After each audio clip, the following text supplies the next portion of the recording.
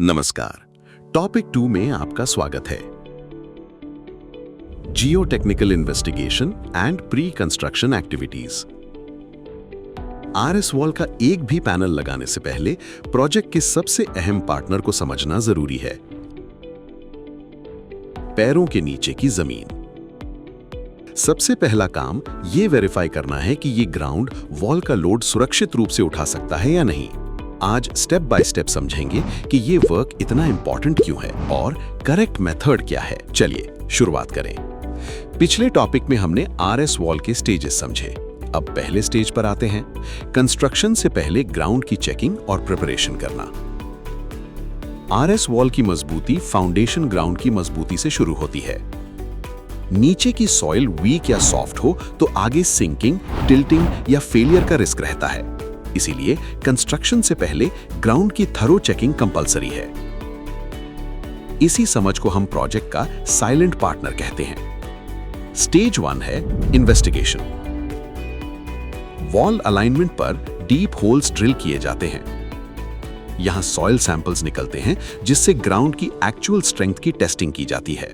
Samples bore hole drilling rig से अलग अलग डेप्थ से लिए जाते हैं और साइट पर स्प्लिट स्पून सैंपलर व स्टैंडर्ड हैमर से एसपीटी वैल्यूज रिकॉर्ड की जाती हैं।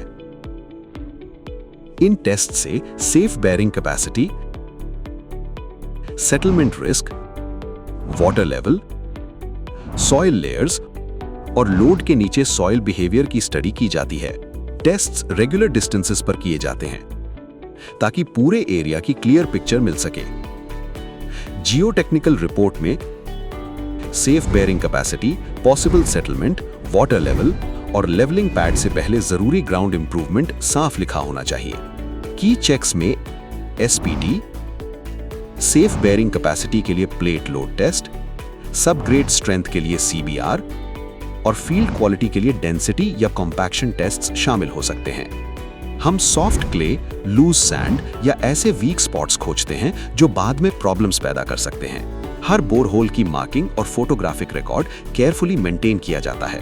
स्टेज 2 है ग्राउंड इंप्रूवमेंट।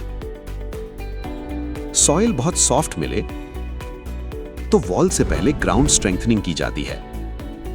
एक इफेक्टिव तरीका है हनीकॉम्ब लाइक जियोसेल मैट बिछाना और उसे क्लीन स्टोन से भरना। जियोसेल फिल्ड एग्रीगेट को कन्फाइन करता है जिससे साइडवेज मूवमेंट रुकता है, लोड बड़े एरिया में स्प्रेड हो जाता है और वीक ग्राउंड पर सेटलमेंट कम हो जाता है।